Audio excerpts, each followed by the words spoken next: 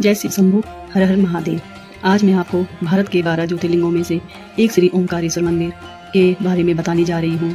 यह पवित्र मंदिर मध्य प्रदेश के खंडवा जिले में नर्मदा नदी के किनारे स्थित है।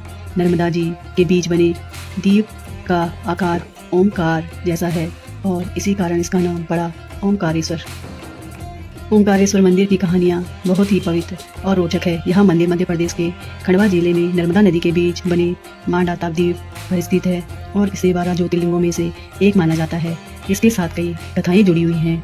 एक समय विंध्याचल पर्वत ने तपस्या की थी। पर्वतराज विंध्य को घमंड हो गया था कि वह सबसे ऊंचा पर्वत है। इस अहंकार को दूर करने के लिए उन्होंने भगवान शिव की ओर आराधना की। उनकी तपस्या से प्रसन्न होकर भगवान शिव वहां प्रकट हुए और उन्हें वरदान दिया। भगवान ने वही ओंकारेश्वर ज्योतिर्लिंगों के रूप में निवास करने का संकल्प लिया। इसी कारण इस स्थान को ओंकारेश्वर मंदिर कहा गया।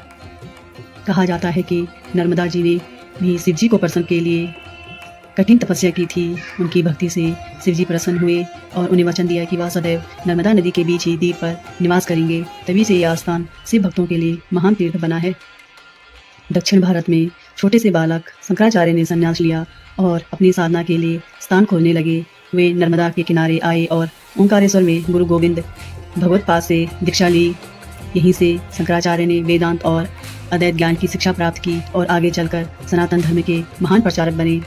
यह मंदिर नर्मदा नदी के बीच बने द्वीप पर स्थित है। ऊपर से देखने पर यह द्वीप ओम के आकार का जैसा दिखाई देता है। इसी कारण इसे ओंकारेश्वर कहा जाता है। भक्त मानते हैं कि यह स्थान स्वयं अक्षर ओम की तरह प्रत्यक्ष अभिव्यक्त है। एक कथा के अनुसार रावण ने भी भगवान शिव की आराधना ओंकारेश्वर में की थी।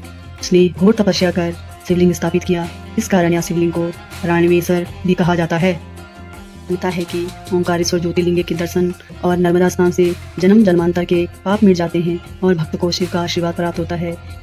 यात्रा की शुरुआत प्राय नर्मदा नदी में स्नान से होती है। भक्त मानते हैं कि नर्मदा स्नान पापों का नाश करता है और मन शुद्धि करता है। ओंकारेश्वर मंदिर नर्मदा के बीच द्वीप पर है। वहां तक पहुंचने के लिए पुल बना हुआ है। कुछ भक्त नाव से भी जाते हैं। मुख्य मंदिर में भगवान शिव का ज्योतिर्लिंग स्थित है। यहाँ की परिक्रमा और रुद्राभिषेक विशेष पुण्यदायी माने जाते हैं। ओंकारेश्वर के सामने नदी के दूसरे किनारे पर ममलेश्वर मंदिर है। इसे भी समान महत्व प्राप्त है। मान्यता है कि जब तक ओंकारेश्वर और ममलेश्वर दोनों का दर्शन न किया जाए तब तक यात्रा अधूरी मानी जाती है। द्वीप के चारों ओर लगभग 7-8 किलोमीटर लंबा परिक्रमा पथ है। यह परिक्रमा स्वयं ओम अक्षर का रूप दर्शाती है। भक्त इस पथ पर चलते हुए अलग अलग छोटे छोटे मंदिरों के दर्शन करते हैं। यहाँ वह गुफा भी है जहाँ आदि शंकराचार्य ने अपने गुरु गोविंद भागवतपाद से दीक्षा ली थी। यह स्थान साधुओं के लिए बहुत पवित्र माना जाता है। महाशिवरात्रि यहाँ तक सबसे बड़ा उत्सव। लाखों भक्त आते हैं। श्रवण मास पूरे महीने शिव भक्त कांवड़ यात्रा और जलाभिषेक करते हैं।